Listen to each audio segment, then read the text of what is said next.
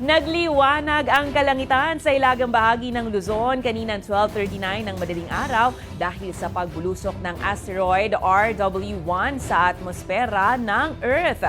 Nagmistulang eksena sa popular anime movie na Kimi no Nawa o Your Name sa Ingles ang maliwanag na pagdaan ng harmless orange-tailed fireball sa kalagitnaan po yan ng Cagayan Valley at Tuguegarao City.